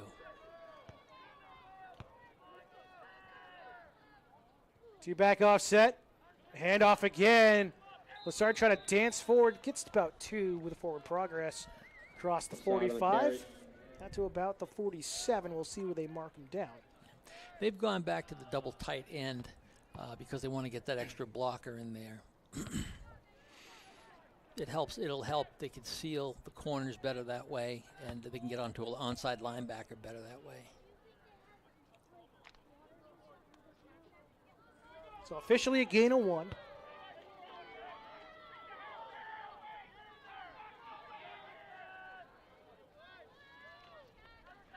Handoff, Lassard has some running room across midfield, keeps his feet moving. And he keeps both arms on the ball. Mason Lassard had stepped up. Another good run. So into Saints territory, marked at the 48. And it's going to be 3rd and 3 here. Good carry from the senior. Well, this is probably 2 down territory. I don't know if Coach will want to relinquish the ball with a punt. Lassard clearing the backfield. Why not give it to Lassard again? And he gets a first down on a 7-yard run out to the 40. Mason Lassard is having a great day. He's played well on defense. He's running the ball like where did this guy come from? Yeah, he's going to be subbed back out. Dylan Welch back into the game here after a quick breather. But Mason's always been competitive with the top players in his class, since he was a freshman. And he just keeps working at it. I'm glad he's having a good day today. It just seems like he's a kid who knows his role and is fine accepting that. It's team first with him and all of the Bobcats, really. Fumbled on the snap. And St. Thomas thinks they've recovered, and they have. Well, that was a case I could see up closely that was the quarterback is pulling out too soon. Mm-hmm. He's thinking about the next step versus making sure he gets the ball. And, you need to take that snap. You get underneath the center. You get the top hand pushing up on the back end. And you got a 45-degree angle with your hands so it doesn't hit your bottom hand that might be curled up. Once you get it, you pull that ball into your stomach, which they call, the third hand. And you make your play from there. But, he's young. He's learning it all the time, and he's done a great job today otherwise. Exactly. Just that inexperience, which is developing quickly. So here's Gorman on the handoff, trying to cut back up inside, flag down on the play in the backfield. Well, Mason Lassard again had a good shot on the outside, and he just tried to arm tackle him, and he cut it up. So looks like it's going to be a penalty here on St. Thomas, and it is a holding penalty. Good job by our camera crew picking that up. Okay, well, off the menu, we'll order one of those. Don't say menu. I'm starting to get hungry. I'm just kind of surprised that everything for both teams has been going to the short side of the field. And, you get yourself another side that's got a lot of room on it to do some things. But, hey.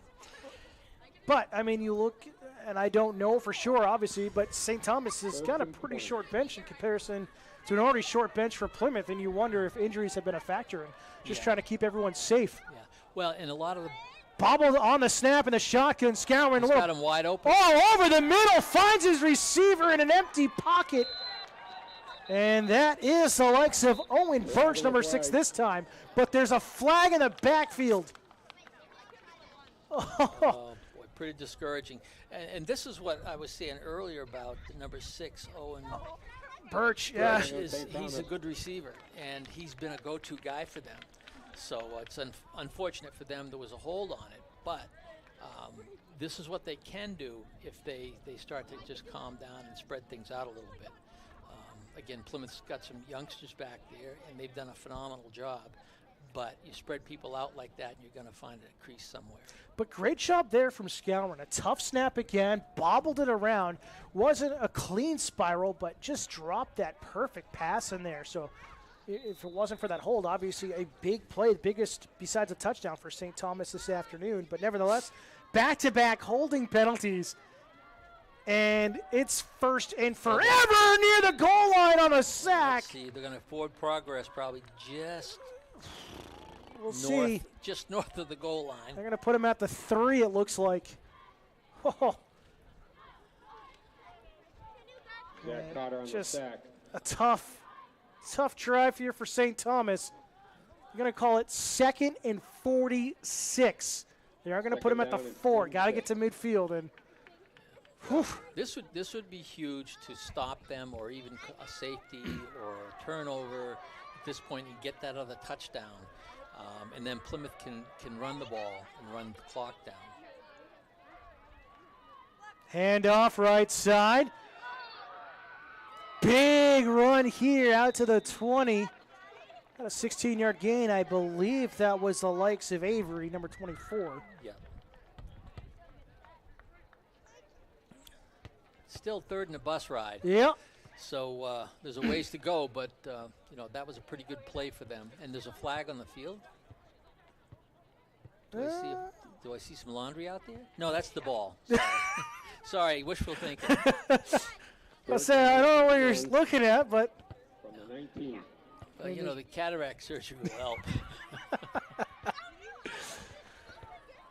But it makes it manageable. You're not stuck up against your own goal line, so you have some breathing room. It's 3rd and 31 here. Paquette in motion. Scourin. Pocket collapsing. Gets outside right. Throws it downfield. And it's Lassard with the interception. And that's exactly what No, they're going to say it's caught by St. Thomas. So it was stolen out of the hands of Lassard for St. Thomas. It's 4th and 5. What just happened? Lassard had that in his hands and had it ripped out. Well, we've seen it all today. It feels like it's still 4th and 15, so they're gonna punt. Yep. And we've got, I don't know who our guy is in the back. I can't see the numbers. Should be Marsh. Another Marsh. high snap and a whistle. Flag on the play. False start on the offense, so it's going to move him back. Side on St. Thomas. Just tough penalties against the Saints here in this drive, and it's kind of felt like a silly season here in the third quarter for both teams. Bad turnovers, bad fumbles, but yet it's still a one-possession game. Yeah. Well, final seconds here of the quarter. High kick. Just get away from it. And it will end up out of bounds, and we'll see where they'll mark it off. They'll be at the Bobcat 45 as we hit the end of the third quarter. No score here in the second half so far. As we head to the final 12 minutes, it's Plymouth 14, St. Thomas 7 here on Pemmy Baker TV.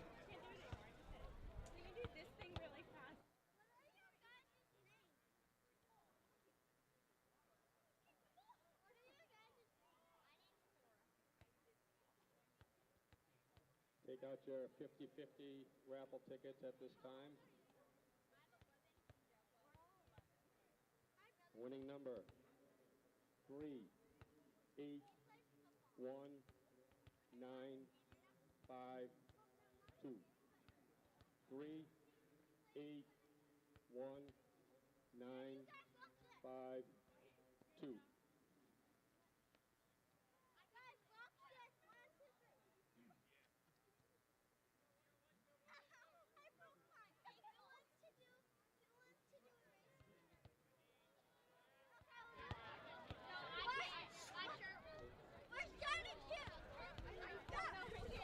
So to the fourth quarter we go.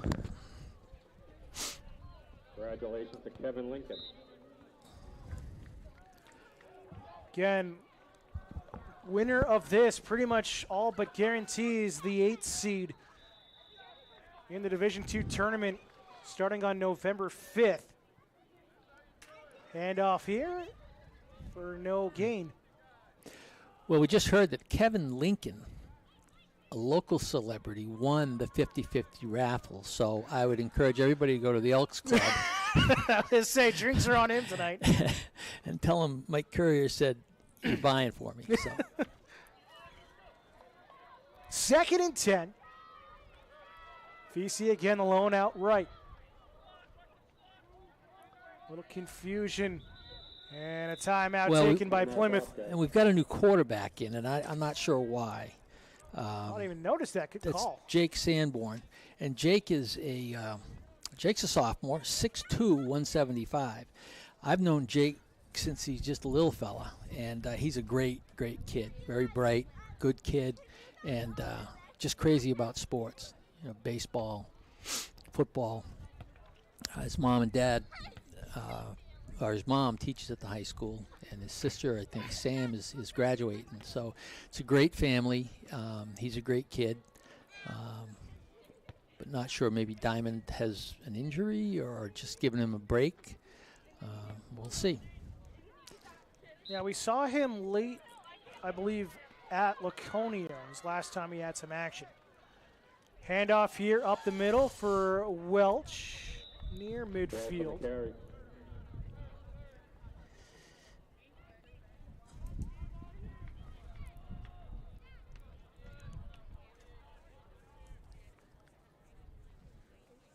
So 3rd and long. We mark it 3rd and 7 at the Bobcat 48-yard line. Plymouth still leading by 7. Wind's starting to pick up a little bit more heading into library here where we're located. Great viewing point of Zulius Field. Sanborn under center. Pitch out to Welsh, has some blockers downfield. Welsh trying to turn the corners, tackled across midfield. He'll be short and it'll be 4th down. And here comes the punt unit. Well, they need to get a good punt off here, and they got to get them deep to make them go the whole distance of the field. We're looking at 10 minutes left in the game, which is a lot of time, and especially when it's just a 1-score difference. But this is where the sun has been a factor with punts going this way. See how high. Oh, it's a high snap. Eastman, all the time in the world, gets a beautiful punt off and a fair catch at the 12. Well, did a nice job getting the ball off on that. But no pressure coming from St. Thomas, and Eastman had all day. So St. Thomas will take over here, just under 10 minutes to go, trailing by 7.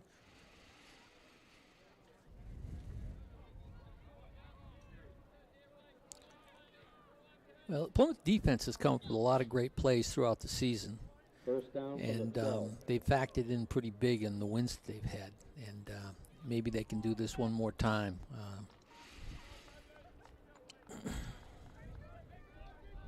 St. Thomas needing a big drive here. Again, the way Plymouth has controlled the clock, might be the second to last possession they get unless there's more fumbles. Handoff Gorman turning upfield on the left side, that short side of the field, still on his feet.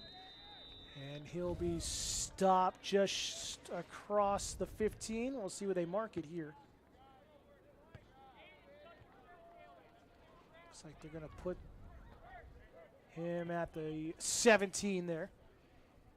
So decent gain on that carry on 1st down. That's half the yards he needed.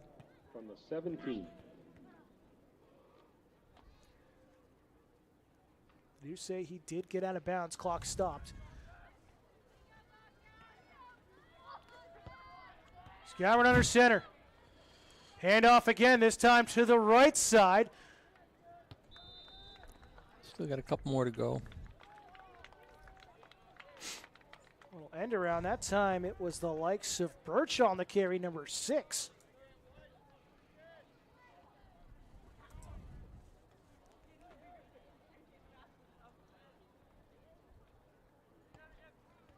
Third down and 3.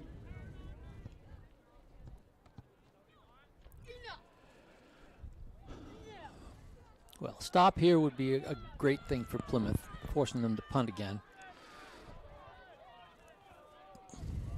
3rd and 2. Handoff. Power play as this one's going to be short. That was pretty much snuffed out. Yeah. A great play. Number 63 was one of the guys in there, and that is Zach Carter. He's a strong junior. 4th down, 2. But it really feels like 4-down territory the rest of the way for St. Thomas, and that's what it looks to be here. I don't know, eight and a half minutes. They haven't had a lot of possession time, though. Plymouth's been chewing up the No, clock. no, they haven't. But I mean, they're fourth. They don't get this, and they're in real trouble. Yeah.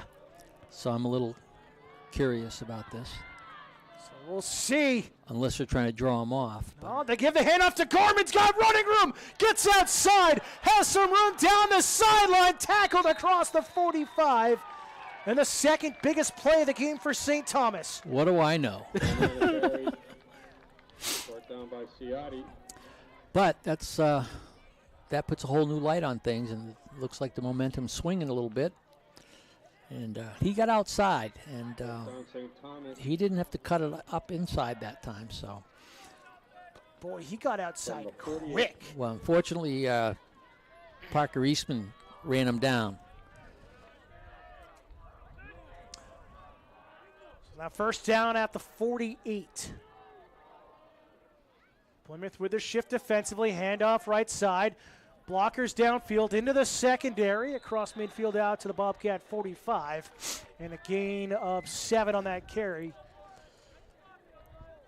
And Gorman being the workhorse there again, and he's cutting up inside, and he's getting some good creases in there. And I mean, you look at just under 8 minutes left in the game, and their ball control on the ground for the most part right now. And if they can take it all the way down and score, it's going to be a tie score with very little time left. But Gorman's off the field right now. He's actually behind the tower. I wonder if he got the wind knocked out of him or something on that play. So fullback handoff. Plymouth not fooled. Gain of maybe 1 on the carry. But they're definitely in Third two-down down and 2. territory. Well, I guess they were back at the 15, but they still are. And no matter what, I feel St. Thomas, it's 4 down the rest of the way. Yeah. But very reasonable 3rd and short. Under 7 minutes to go. Handoff. Birch hit in the backfield and gets absolutely wrapped up. Well, he got out there and he started moving laterally. It isn't even like he was sprinting for the sideline. He kind of went lateral, which doesn't give you any kind of speed or quickness.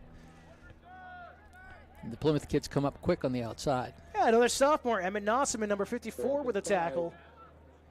And he wasn't fooled at all on that Well, run. it looks like they're punting. Maybe Ooh. we should watch out for a fake punt.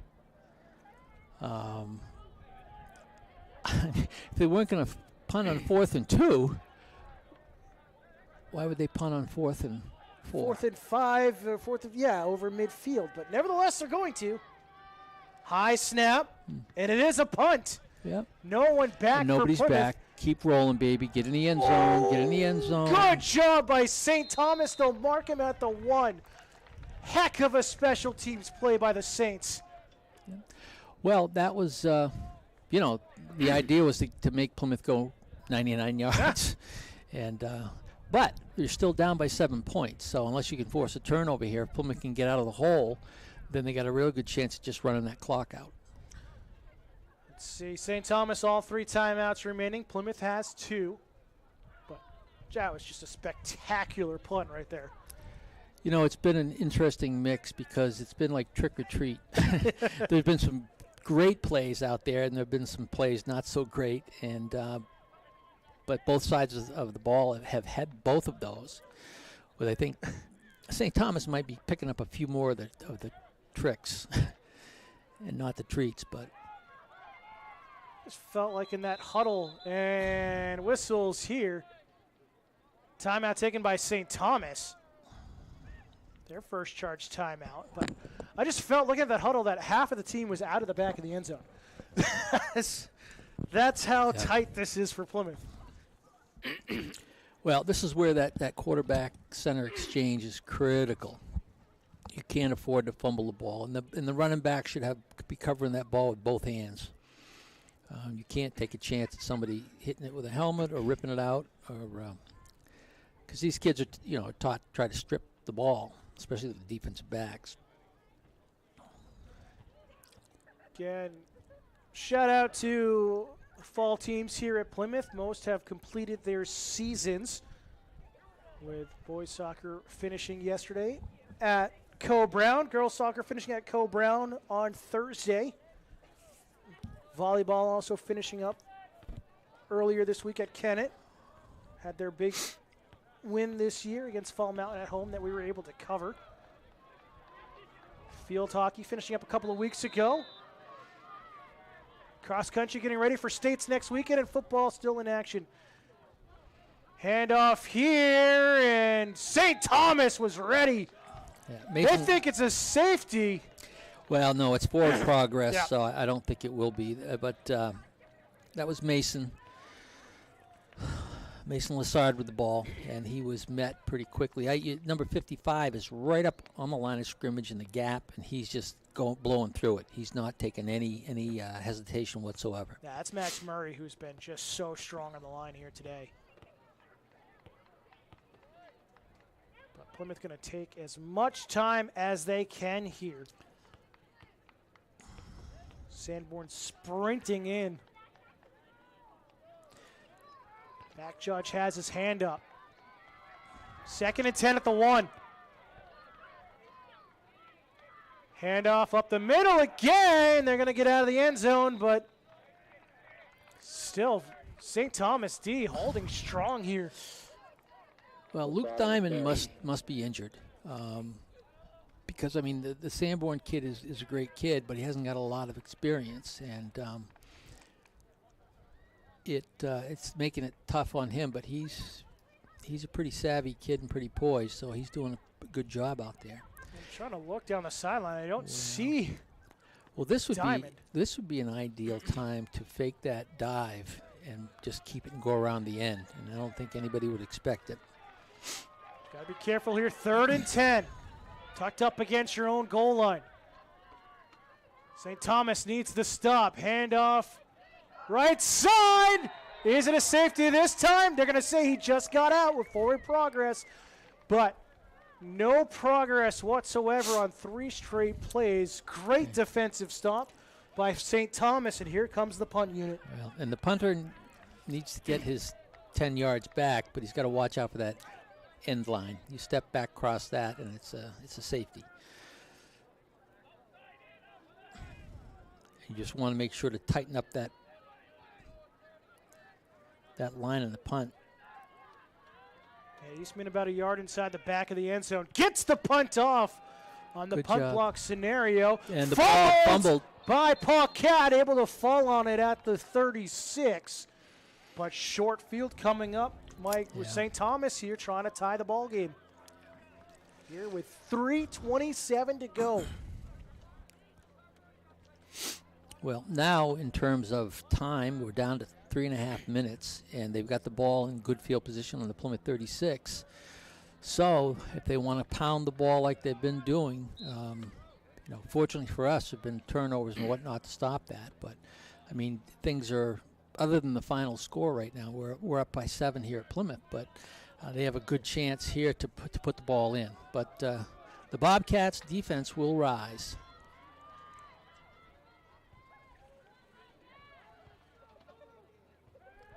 Scouring. 4-step or 3-step drop, throwing it out to the far side for Paquette, just out of his reach. Good coverage defensively. Yeah, and again, I'd like to play against whoever's calling the plays. I'd love to play against him every week because it's just a wing and a prayer. And I'm sure they've probably been able to do this against some teams, but it was good coverage on that. He was step for step with him, and no go. So we're looking at 2nd and 10. Yeah, there's no real deception. There's no crossing route. Trying to get Foisey off and give a little space there for the receivers. Well, I think Foisey be the one guy you don't want to throw against based on what he's done today. Exactly. I mean, try to get him almost on a screen, or not on a screen, but a crossing route to get him almost kind of a pick play. The ball's on the ground. Oh, it's loose. You're right. Flag on the play, though. One of the linemen for them did recover.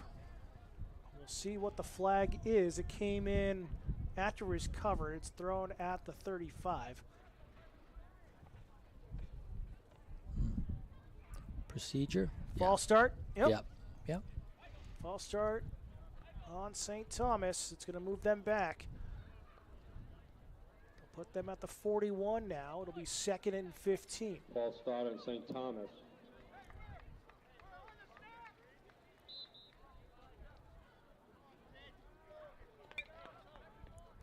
And getting late. 3:17 remaining here in the 4th quarter. 2nd down and 15. Gorman on the handoff. Good block on the edge. Gets near. Well, gets about 12 on that carry. He's a tough kid. Runs well. He's got that play down pretty good. But again, that's a lot of thanks to Joseph Pickett, number 64. He got the protection to open up that lane behind him. Yeah. Well, they're getting on the linebackers too, because those are the guys that should be making the tackles, and unless they're being blocked. 3rd and 3.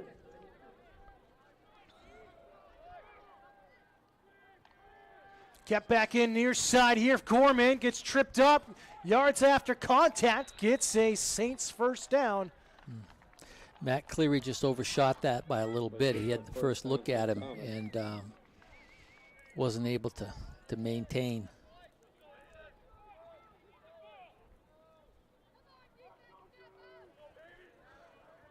So first down at the Bobcat 23. 2:15 and ticking away here in the 4th. Saints trailing by 7. Got Paquette alone on the near side. Fullback handoff. Plymouth snuffs it out. Looked like Eastman was in on the tackle. I believe with the likes. Is that Caden Sanborn? I think it was. I think Eli Crane might have been in there too, number 40. 2nd and 12. 2nd down here for the Saints. 3-step drop, throwing for the end zone. Broken up nicely by Plymouth. And once again, Will Foisey says no. You know, it was interesting. He had a guy that went in motion out on the flat all by himself, and he's looking at 3rd and 10. A pass out there probably would have picked him up at least 4, 5, 6 yards. But they're going for all the marbles, and if it works, it's great. But if you're looking at high percentage, it just doesn't make any sense. But this is not the time for Plymouth to kind of drop into cover 4, cover 6. But they're dropping guys back off the line. It's 3rd and 11. Scouring, pocket collapsing, gets sacked. Big time defensive play for Plymouth. Emmett Nossman. Hassaman. And a timeout taken by St. Thomas. They've got 1 remaining, and it's 4th and long. And here's the ball game. That was a great play by Nossman, and Bobcats needed it. but he did a great job coming in there and making that tackle. He ripped through, too. He got inside, broke the arms free, and had just a bead in on the likes of Michael Scourin. Well, I think we're looking at minute 13 left, and we're looking at 4th down and 21 yards. So, maybe you have to go for all the marbles because they got to get down to the 12 or 13 yard line for a first down. Yeah, it looks like the 13 is the first down marker. So this is where everybody's got to read their keys and follow the script because it's where they can pull something out of their hat. 4th and 21. You're dropping everybody back right now. It's a Double end around. Double reverse. And Pocket got it gets covered hit. well. Good job. Gets out to the 25 and a turnover here. Well, that was the old double reverse, and you got to have a speed demon running that. But, gallant effort. And Plymouth has the ball now with 1 minute and 4 seconds left. I think, Coach, we're going to be looking at ball control and maybe, letting the clock run out. Yeah, at this point, you got one timeout for St. Thomas. Not much you can do. Just a couple of kneel downs here in victory formation. And he moved to 500 on the season. And that is the case. We see victory formation here as Sanborn takes a knee. And Plymouth's going to come away with victory and, again, have the tiebreaker over St. Thomas. Both teams will be 4-4 heading into the final week of the season. And as long as Plymouth can come away victorious at Sanborn, you've got, St. Thomas taking on, what'd you say, Guilford Belmont? Yeah, that's going to be a tough one. So they have their work cut out for them. Guilford Belmont is finally having their season. Yes. They've been heading that way for quite some time, and they prematurely thought they had it a few years back, but they certainly do this year. And it's going to be an uphill battle for St. Thomas. And Plymouth's got Sanborn, who's had a rough season. So the Bobcats step it up and come up with the plays when they needed to. It wasn't always pretty. But it was certainly fun to watch and exciting, and the kids just did a great job. They stuck in there. As clock reads 0, Plymouth comes away victorious. They snap a 3-game losing streak as they move to 4-4. St. Thomas falls to 4-4. And boy, this keeps Plymouth, as we talked about all afternoon, in the playoff hunt. A chance at that 8 seed. It all but surely knocks St. Thomas out of the postseason, and that was a gut check game for Plymouth. And I'll tell you, there were several big plays offensively and defensively. I think a real key factor was Mason Lassard's performance when Dylan Welsh was out. And Mason must have had 5 or 6 runs for probably 60 yards. And, he had the pass that he almost intercepted, but he also played well on defense, coming up making some good tackles. So that was a critical point in the game, I think, and he stepped up and got it done. So that's going to do it for us here. Final home game of the season. We thank you all for tuning in. Again, we get ready for the regular season finale next Saturday afternoon, a 1 p.m. kickoff down at Sanborn. We'll have complete coverage right here on Pemmy Baker TV as always. But Mike, any final thoughts before we sign off here? Well, I was going to try to tell my Dick Tracy story, but go for it. Well, I worked at the high school for 12 years, and I was a clinical social worker here. So I worked with a lot of the issues that were, would get the police attention. And Dick Tracy was an investigator for, I believe, for either the county attorney or the state. And when I met him, I had to meet him one-on-one to do some discussions. And he came in and shook my hand, and he said, Dick Tracy. And the first thing that ran through my mind, as some of you folks that might be a little older like me, was, Dick Tracy, isn't he the, I looked at him, and he looked at me, and he said, don't even. I said, no, sir. Let's not get on the bad But side. he's a great guy. He has a son who is a great guy, too, a good athlete, good coach, and all that stuff. So he's a good guy. Most of these officials I've met, and they're all good guys, and they do a good job out there. So that's going to do it for us here today. We thank you all for tuning in. Plymouth keeps their playoff hopes alive. They snapped the 3-game losing streak, as we said, for our entire staff. My partner this afternoon and Mike Courier, I'm Dan Salzer. Final score for the final time. It's Plymouth Regional 14, St. Thomas 7. We'll see you next week to wrap up the regular season here on Pemmy Baker TV. Have a great weekend, everybody.